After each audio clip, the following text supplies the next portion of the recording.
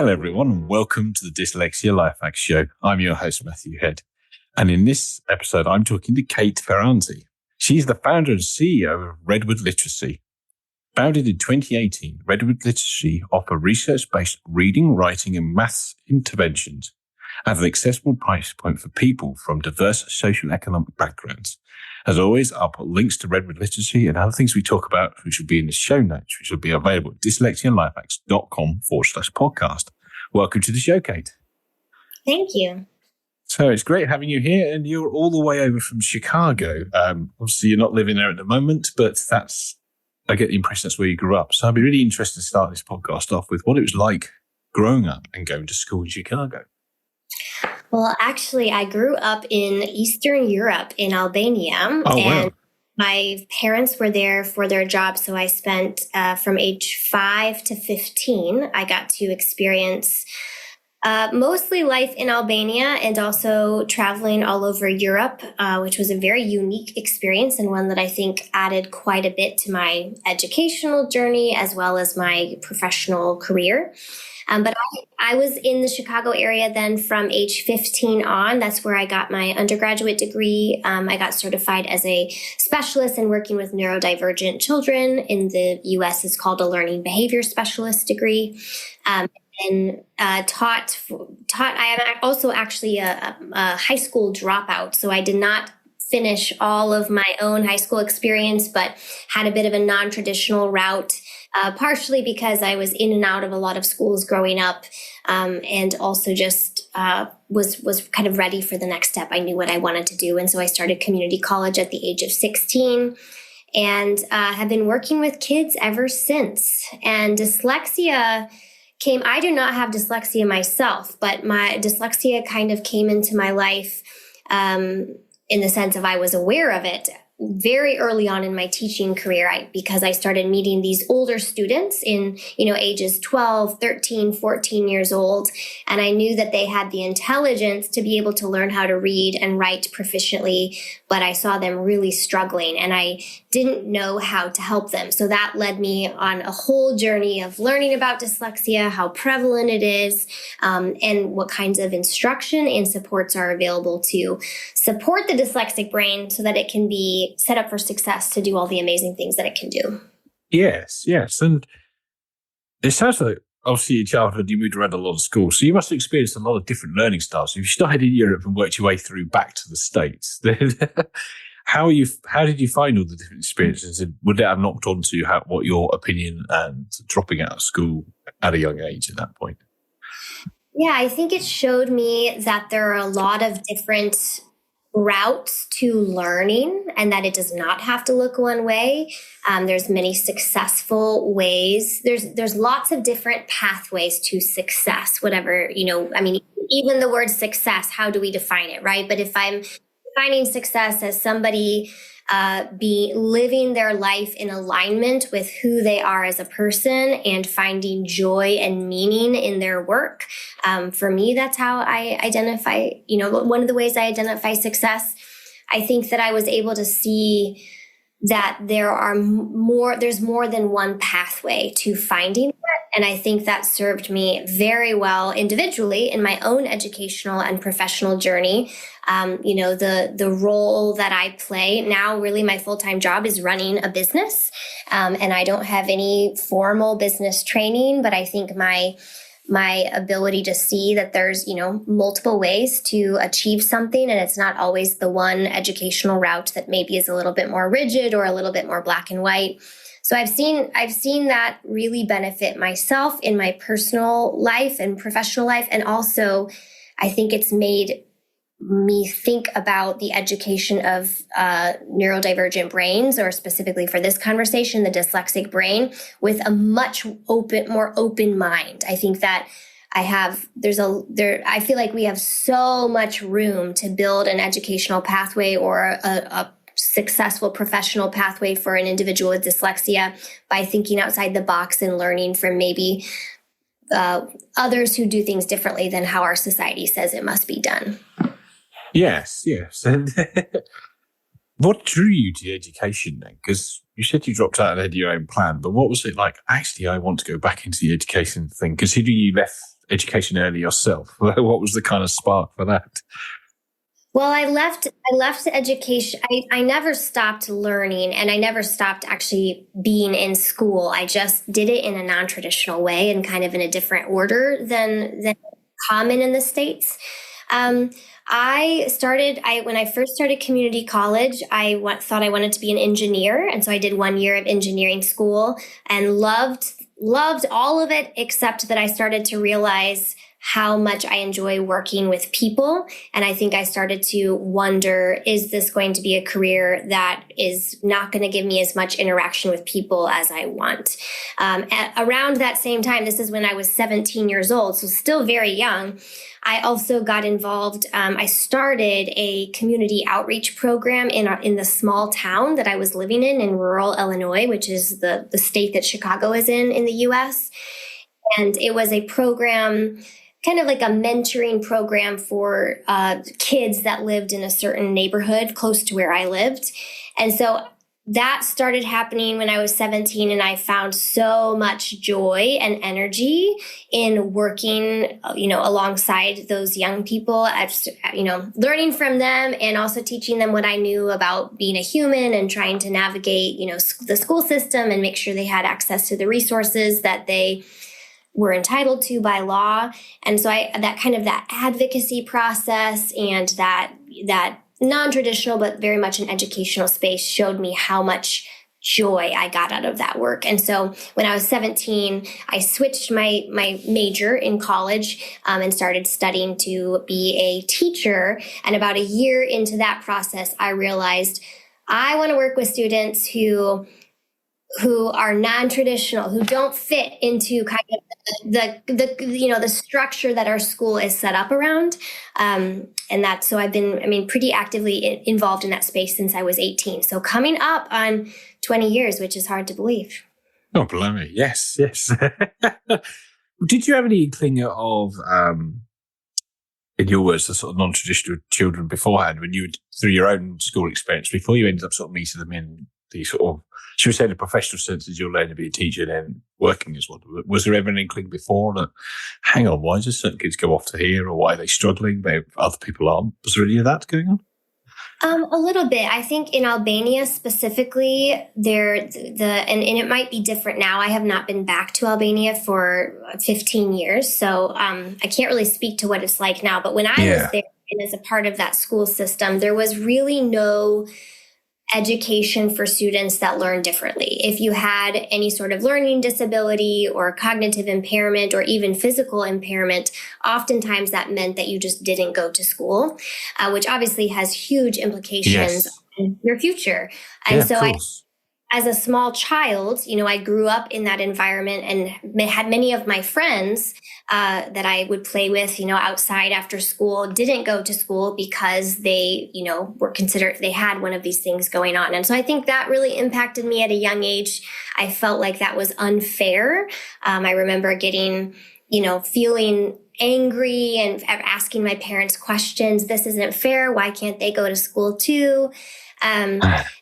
And then through my teenage years, and especially that program when I was 18, many of those students were struggling in school and were really struggling to be successful in that environment. But I was getting to know them outside of that environment, and I was able to see their intelligence and their capacity. And so I think that disconnect of, wait a minute, I know you can learn how to do these things. I see your capacity here, but when you're in this environment, you tend to shut down and not find the success that I know is there for you. How might I be a part of helping connect, kind of close that gap for those students? Yes. What were you doing in sort of the initial phases? You obviously identified these students as, you're saying, like flashbacking into when you're in Albania and then during your sort of teacher training. But what was the first methodology? You maybe did some research and you're like, I'm going to give this thing a go. Or were you purely sort of trialing and error by stuff you could make up while you were going along? Yes. Thank God that it was not all trial and error. So I graduated from university when I was 21 and started teaching full time. I taught 1 year in rural Illinois in a small town and then moved up to Chicago 1 year later. So the majority of my teaching career was in Chicago. And very early on in those first couple of years, I taught middle school and high school, which in the US is ages 11 to 18. And so these are older students. And almost all of the students that were put in my classroom were students that could not yet read or write proficiently. And that's why they were put in my classroom, because I was that teacher who was there to help the students that were struggling. And so very early on in my career, I saw that I was going to need some more tools in my tool belt, because I saw the students. And so I started researching and found the Wilson Reading System, which is a curriculum designed by Wilson Language, which is an organization here in the US. They've been around for over 30 years, are very well respected in the US as one of the top reading programs for students with dyslexia. And so I heard about them. Actually, my mom, I was talking to her on the phone, describing my students to her. And she was like, have you ever heard of the Wilson Reading System? And so I started researching them and immediately went to one of their workshops and got certified went through their year-long training program and started implementing their method with my students in my Chicago classroom. And immediately, I shouldn't say immediately, within 3 months, students, 12-year-old, 13, 14-year-olds who had gone their whole school career without being able to read were starting to learn how to read. And so I was immediately bought in that this is what I wanted to do. I had found a tool that worked, and I wanted to work with students who give students access to that methodology, especially students who otherwise wouldn't have access. Yes. Can you tell me a bit more about the Wilson Reading System, sort of some of its methodology and how it sort of helps dyslexic people learn how to read? Yes, I would love to. So the Wilson Reading System is a structured literacy intervention program designed for students who are struggling the most.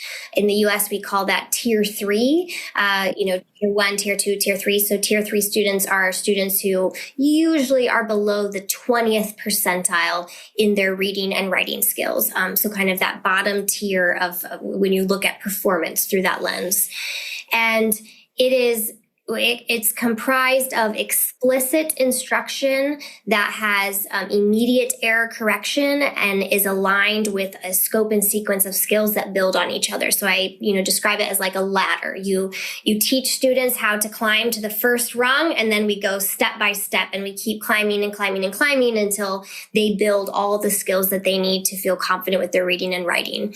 And what I mean by explicit instruction is Wilson has taken through research and research frameworks and evidence-based studies they've taken, and they're not the only ones who have done this, but they are the ones that introduced me to this.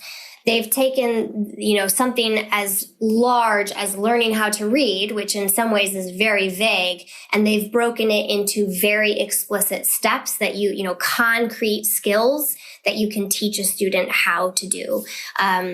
So that explicit instruction, immediate error correction, aligned with a clear scope and sequence of skills, and, within a lot of teacher coaching and training. So their certification process is a year, like I mentioned. It requires online coursework. You read a lot of research. You dig deep into the science behind why you're doing each part of the lesson the way that they're telling you to do it. Not just, hey, do 1, 2, 3, but this is why, and this is why it works, and this is what you do when it doesn't work.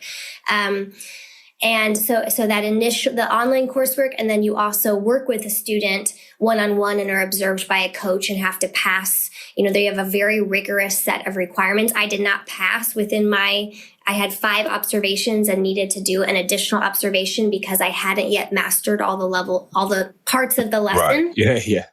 So that intensive teacher training and then ongoing coaching and support, I think, is also a really crucial piece of the puzzle. Because what I've found with working with individuals with dyslexia, and also my husband is dyslexic, my daughter is dyslexic. So now it's more than just my professional life.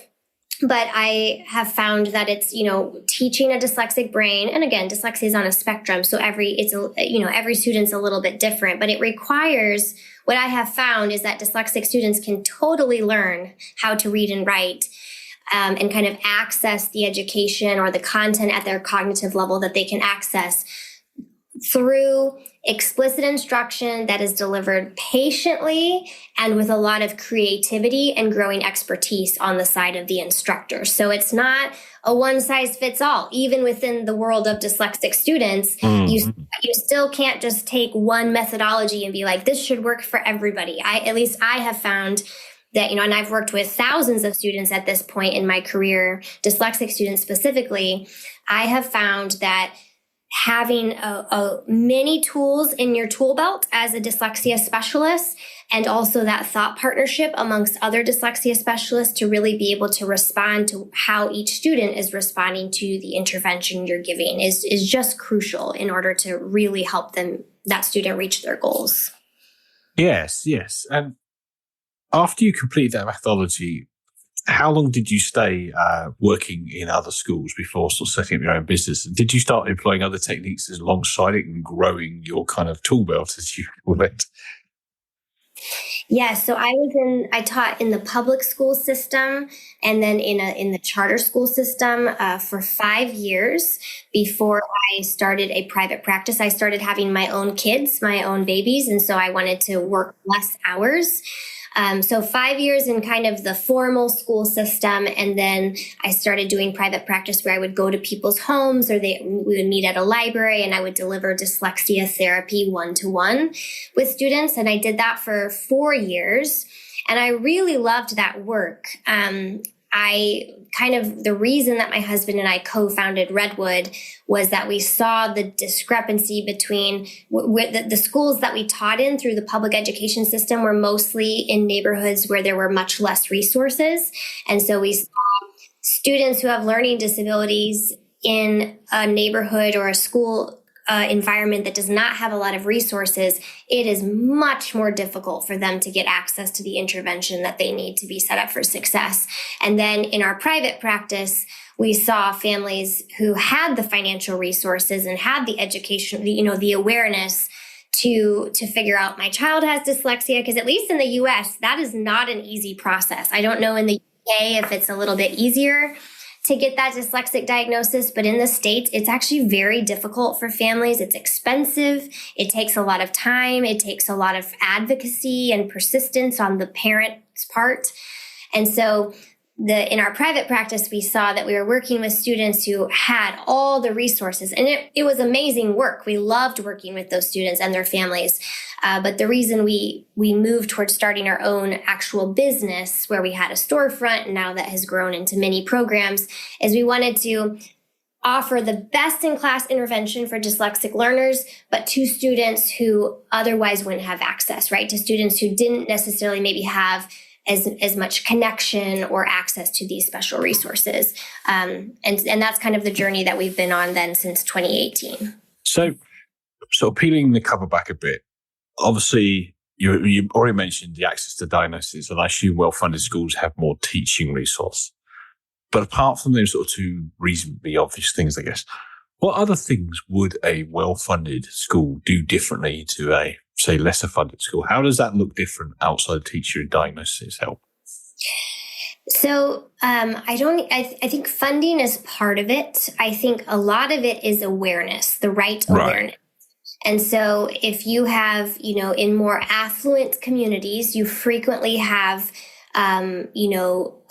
much more parent guardian involvement in the child's education, because there's more room for that, right? If our basic needs are met, if my bills are paid, and if I have what I need, then I have more mental capacity to say, okay, I'm not just going to blindly trust my child's school to give them a fair education. I'm going to ask questions and dig deeper and find out what are my rights by law. And I'm experiencing that now as a parent. My daughter, who's dyslexic, she's 7 years old, so she's young, but she goes to a public school in our neighborhood, and it's a very well-funded school. It's a very, the community that we live in is well-resourced.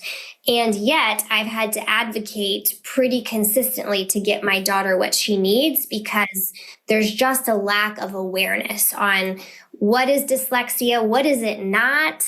There's a lot of misunderstanding or misconception about dyslexia. And even in the education space, I think we would hope or expect that everyone knows, but they just don't. And I've at this point in my career, I believe that dyslexia education is pretty specialized. Just like in the medical field, we don't expect a general practitioner doctor to be able to perform heart surgery, or to be able to do if you break your bone, there's specialists for various areas. And I think in the education space, especially when you're talking about neurodivergent learners who don't, again, quote unquote, fit as easily into the structure that we have set up, I think it does require, specialist knowledge, and then not just the knowledge, but that advocacy to help educate and help, clarify and clear up misunderstandings so that students really are getting what they need to be set up for success.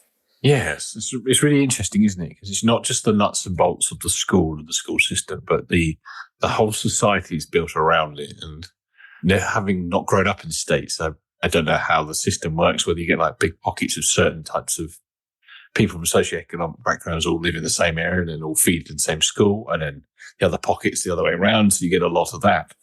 Yes. Unfortunately, yes. Yes. Yeah. No. And of course, it's the whole mix, isn't it? You couldn't just lift one school and swap it with the other one and get the same results, because of the whole social structure that's built around it, and having parents that are clued up and switched on to the other, as you say, with your own daughter, push things forwards. Yes, exactly. So obviously that is the spark behind Redwood Literacy, and you and your husband started it. But at what point did you feel, I don't know whether the word frustrated would be the correct one, with what you were doing in terms of being employed, and thought, I really need to set something up? Was there any particular catalyst for that that really got you sort of going into, let's make a thing of this? Yeah, that's a fun question. Yes, I wasn't dissatisfied. I loved teaching in the school system, and some days I miss it. There's something that's really special about teaching in a school, like a traditional neighborhood public school. I have very fond memories. I couldn't have done what I've done at Redwood without that experience. I think it taught me so much about education, educational systems, what works, what doesn't work, how do you respond when something doesn't work. So it was not like, oh my God, I can't wait to get out of this place at all. I really enjoyed my time as in both the public system and then the charter system.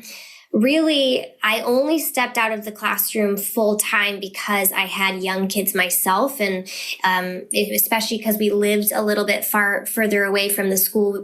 My husband and I taught at the same schools, both in the public sector and then in the charter sector.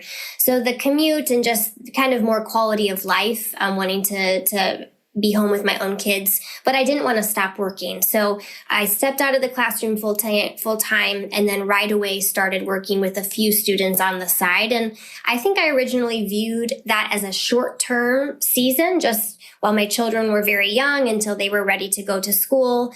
And then I imagined myself going back to the classroom. Yes. But then Redwood really was born. So I think number one, we were tired. My husband and I were tired of commuting all over the city to go to people's homes. And so as our family was growing, we were looking how might we reduce the amount of hours we're away from our own kids, but still, make our living doing this and offer high quality service. So that was one reason. And then I think the second reason was, again, what I mentioned, just seeing that disconnect between, wait a minute, this specialty that now we have built within ourselves, both my husband and I are dyslexia specialists, is we're not able to give it to the students that originally drew us into education, which is students who don't have as many resources, who have extra barriers set up against them. And we missed that. That was a big part of why we had gone into education. And I think just having kind of the two extreme experiences, working in very under-resourced schools and then working with very affluent families, we just saw how wide that gap was, and it didn't feel right. It feels like a gap that I understand does not have simple answers. And we have learned so many hard lessons at Redwood, and made so many mistakes and, our attempts to do good. But I think that regardless of how difficult it is and how messy the process is, I'm a firm believer that when we see injustice in our society, it's our responsibility to respond as we're able to. And this was, we have this expertise, we have these skills. How could we get these skills to the students who maybe need it most? Not that working with students who are less resources is more important or more meaningful than working with students who have the resources. All we want is that everyone does have the resources. Yes. But it felt like a space where there wasn't enough of the service. And so I think that was the other big, and we wanted to, I think the appeal of being able to work outside of the red tape and really just do what we thought was best for kids, and not have to get it approved by 5 people and, work within these parameters, I think was also a draw, especially in education of individuals with dyslexia, because you've got to be able to have creativity and flexibility to respond to needs. So what did it look like in its early days? Must have been you and your husband, because now it's got a lot of employees and is a fair size. But in the early days, was it just the two of you doing online courses and driving around the state to do one-to-one tuition? So the first year that Redwood was founded in 2018, we rented a storefront that was a 5-minute walk from our house. So it was very sustainable to our life. And we hired a full-time nanny to help with our kids. And we hired one other part-time teacher and an instructional assistant. So there were 4 of us, my husband and I, one other part-time teacher, and then an instructional assistant. And we, very grassroots. Again, we started it with $10,000, so not very much money. And it was a lot of, just calling schools around the city, letting them know that we were opening this center. We had a guideline from the beginning that we wanted to have a 50-50 model, where about 50% of our clients paid full price, kind of market price for our services. Okay. And then 50% of our clients were able to access the services for either free or at a reduced cost. And we, had a business model to support that. And primarily we were able to support that business model through small group instruction. So instead of doing 1-to-1, we would group kids, put 3 to 4 kids in a group where, similar ages as well as similar instructional levels. And we found that to be, one, way cheaper for families. We could make it work on our end. We could pay for the storefront, pay our employees well, get good people, pay ourselves. And we also saw now 6.5, almost 7 years in, we've actually seen that students who work in small groups make just as much progress, if not more progress, as students who work individually. So that was a big part of this from the get-go, was if we're going to get this best-in-class instruction to students who otherwise wouldn't have access to it, we have to figure out how to be able to make it cheaper without reducing the quality of the instruction. And that was really through that small group instruction. So, it was long days. We would, eat breakfast with our kids and then walk over at about 7:30 in the morning, and we'd see students in the morning before they went to school. We had 10 students the first year that were actually with us all day in that storefront. We were their school, kind of their school provider. And then we would see students after school in the evening. And they were long hours and long days for that first year to just kind of get enough, get things up and running, learn how to run a business, learn how to get clients, learn how to get the word out. But like you said, it has just really, since that first year, it has just snowballed. And we've, we're having to really start to say no to some opportunities because we've grown so quickly, which is, it has pros and cons. It's a beautiful thing. I think in, so many ways we found that this is a really needed service, and it's really helpful to families and to students. It's, we have teachers who work with us all over the United States. We have an amazing team of interventionists. So a lot of good things, and also growing quickly means that it's, it can be pretty stressful and you can make mistakes along the way because you're moving fast. And so those early years were really special, and have, from those have come more than we would have ever imagined, which has been a really beautiful adventure. Yeah, definitely. And how do you manage the 50-50 model without giving away all the trade secrets? But you obviously, well-off people are paying full price. So how do you manage the scale of it? And how do you manage people's expectations? Because they're going to be in a group where people are getting the same learning for different prices. So how does that all work? Oh, great question. I mean, we keep figuring it out every day. It's definitely not simple, but I would say it's doable. And I think it's important that it's doable because, again, if we don't figure out how to bridge that gap without reducing quality, which oftentimes when something is free, it's, even if you have very well-intentioned volunteers who are tutoring the students, if they don't have the training, if they don't have the right curriculum, sometimes it can literally not make any academic difference for that child. And so we wanted it to be a business where we could pay teachers well, so we get highly qualified people. People will stay. We have a lot of instructors who have been with us since the beginning, and we've also had a lot come and go. But I think overall, we really prioritize teachers at the organization because they are the heartbeat of it all. And so trying to make it be a wonderful place to work and a place that's sustainable, because I think, at least in the US, in the field of education, it's often very long hours and very low pay. And so you lose all the good people because they go off to do something that's more sustainable for their family. So we wanted it to be a place where teachers were paid well, very respected, and elevated. So I think that's been part of what's made it work. We try to be very transparent with clients so that there are no surprises, and we don't always get that right. I'm always learning about communication and how to be more clear, but transparency is one of our core values. And so we want to make sure that families know, hey, this is the kind of place that Redwood is. You're through this collective group of people choosing to partner in this way, we're able to get this intervention to kids who otherwise wouldn't be able to get it. And that's really cool. And that's because of everybody's contribution to this community. And on the same, in the same breath, making sure that we are offering the best service. Because if we're not providing a good service or an effective service for these families, and then we also have this payment model, that's a slippery slope. We want no matter how much they're paying, we want all of Redwood students and families.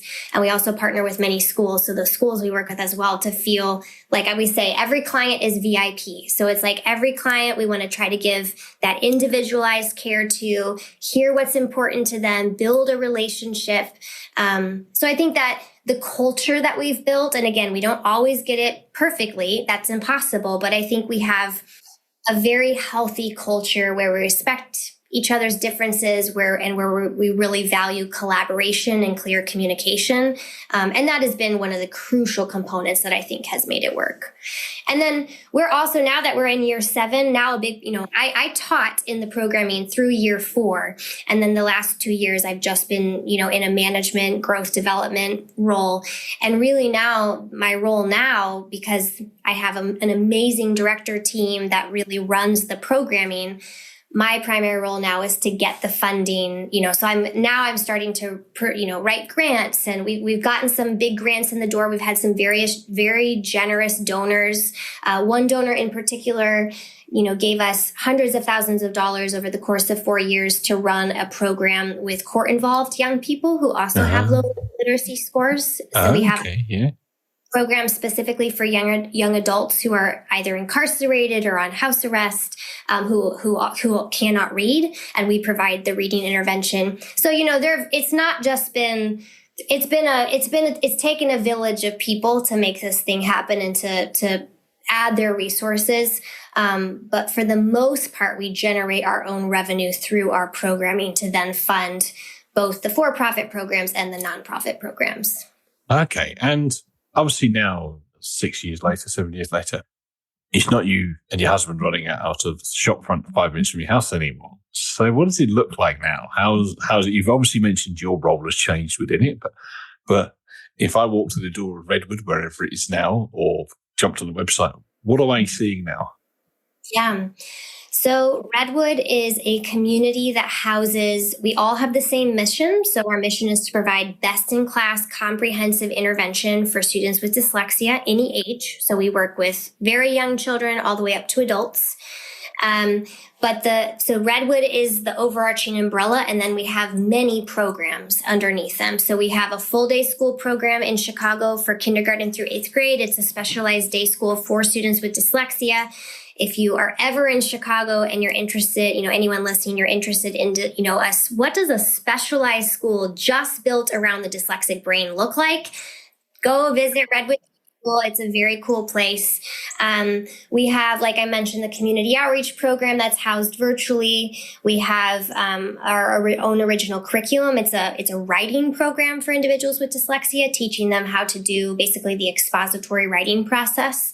And then really now the bulk of what we do Redwood wide, as well as what a lot of my time goes to and my husband's time goes to, is growing our virtual programming, because when COVID hit, we were not doing anything virtual before the pandemic. And then when the pandemic hit, like everybody else, we had to adapt.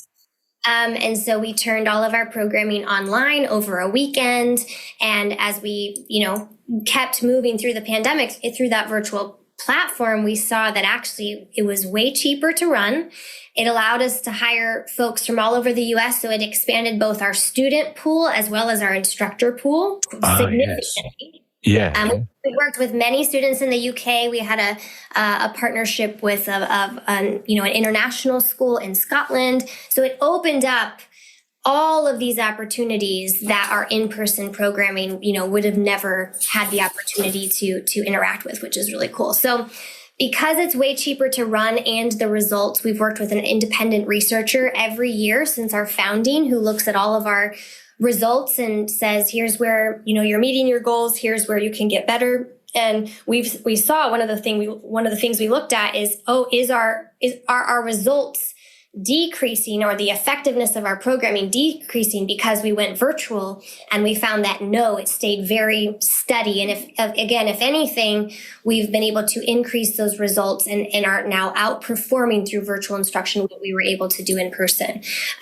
So because it's a more accessible model, that's really where we're putting our focus. And we work with private students, but the bulk of what we do is focusing on working with schools, where schools can hire us to provide virtual intervention during the school day at no cost to the student. So using state funding or federal funding to provide, specialized dyslexia intervention at no matter what school the child goes to, which that's really exciting to me. And that's really where our focus is for right now. Oh, wow. So, it's like quite a few businesses, hasn't it? The shift to online and being able to figure out online and be able to deliver the quality online has really helped businesses grow. One thing was interesting you mentioned about using your course within the prison population. Now, does it differ for them, or is it the same course but maybe your teaching methodology was different for people in that kind of population? How does that compare to, say, going into a school? The methodology is identical in the sense of what we are teaching and the process in which we teach it. I would say that, I would say, if anything, it's more just cultural awareness, right? Which, again, if, we're a US-based company, that all of our employees, I believe the majority of our employees are, from the US originally. And so when we're working with a school in the UK, there's already that cultural difference to navigate. The school systems are different. The learning diagnosis process is different.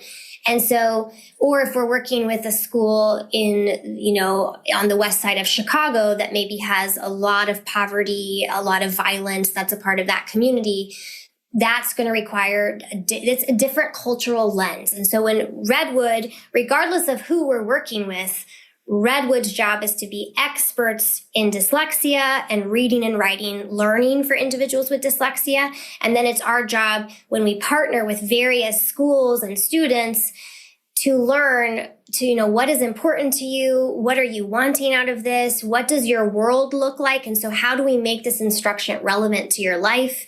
How do we think outside the box and not just come to the table with like, this is our schedule for the day. We're going to do this, this, and this. But it's like, how are you guys doing? What's going on right now? And how is this reading lesson or this time together going to connect with your life in a way that's effective for you? I think that's what good teaching looks like, especially especially teaching neurodivergent learners, where you know that you can't just assume.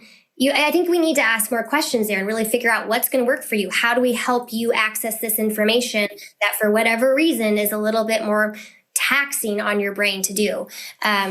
So back to the prison population, it's, for many of them, they've just gone through or still are going through a lot of trauma, and a lot of interrupted education. I'm advocating for some students now who were incarcerated when they were teenagers and have not been provided any access to education, even though by law they should have that. So now you have, a young child who was incarcerated and then not given any education. And we have to give that education. Otherwise, we can see what's going to happen, right? It's estimated that 80% of the United States inmates are illiterate and have learning disabilities. So the overlap is so clear, and it makes logical sense if any of us think about, what would it really be like to not be able to read in our society, and how much harder life would be, especially if you don't have financial resources, all the things. So the methodology and the curriculum is the same, but we really look for instructors for that program. And again, we try to not just for that program, but for our UK programs, we're trying to find instructors who are skilled at learning a new culture and asking good questions and being open-minded at the instruction needing to change a little bit to connect with that student. Yeah. And it's funny, isn't it? It all comes back down to the initial spark of the social economic diversity of everything, where it doesn't matter whether it's a school in the UK, a rough end of Chicago, affluent part of Chicago, or the prison population. It's to do with the environment that these people are in, and that's what you try to adjust your methodology to suit. Yes. And what are the goals? I think every student that we work with, the academic intervention is never just purely academic. When you're working with a student, it's the whole student. So figuring out what are your goals? If you're in high school, if you're 16 years old and you're just starting to get intervention now, your goals might look differently than my daughter who's 7 starting this process. Yes, her goals look different. And they do, yes. really being responsive to who the student is and what they want out of the process as well. Cool. Okay, so I'm going to start winding the podcast up now. And every guest that comes on this podcast gets 3 rapid-fire questions from me. They don't need quick answers from you, but they're quick questions from myself. So let's dive into question number 1. What prejudice have you had about dyslexia that's been proven wrong? Well, I still see with a lot of parents that I talk to, schools that I talk to, that it is often assumed that dyslexic learners are not as bright as non-dyslexic learners. They're not as smart. The word smart is used a lot. And I think a lot of people don't say it directly anymore, but I think that prejudice is still subconsciously there. Like if any of us, if we get an email filled with typos, there's a subconscious bias that someone who has a lot of typos is not intelligent. Yeah. And I have just seen that disproven over and over and over as I've spent the majority of the last decade hanging out and logging hours with dyslexic individuals. And they push my thinking all the time. And they help me see things I never would see with my brain wiring. And so I think my word to parents and educators and individuals who have dyslexia themselves is we have to actively push against this sometimes unstated, sometimes stated, reality that if you're dyslexic, you're not as smart or you can't accomplish as much or you're not meant for school, whatever it may be, and really open our minds to be challenged in that thinking and recognize, like, actually, if our school system isn't supporting a certain demographic of people very well, then maybe we need to change our system and make sure that we are, responding to what we're seeing. Yes. Okay, rapid fire question number 2. If an alien landed and you had to describe dyslexia to them, how would you do it? Dyslexia is like seeing the world and experiencing life with more dimensions going on everywhere. And so having to put more effort into channeling your focus on kind of one dimension at a time, and figuring out just how to navigate a world with that kind of brain that is built for very different types of brains. Okay. That's a cool answer. All right. And the final question is rapid fire set, and you're not allowed to use your own program for this. Seeing as this is the Dyslexia Life Hack show, what is your favorite dyslexia life hack? Favorite dyslexia life hack? Well, the umbrella right now, the thing I'm really excited right now is assistive technology. I recently hired a director of assistive technology who's taught me so much. We have an assistive technology specialist on staff. And so anyone with dyslexia, no matter how old you are, and I just did this, my daughter's 7, I'm getting her a computer from school. I'm having the district teach her how to use all the tools that can help her read things out loud, have her own writing be turned into text. It is worth the effort to, even if you have to hire someone, like have someone who knows how to use assistive technology really well, show you as an individual with dyslexia how to make one of your daily tasks take you less time. I think it's so worth the effort, even though I know sometimes there's a real learning curve, and anytime there's a learning curve that can feel daunting, but it's worth it. Yes, definitely.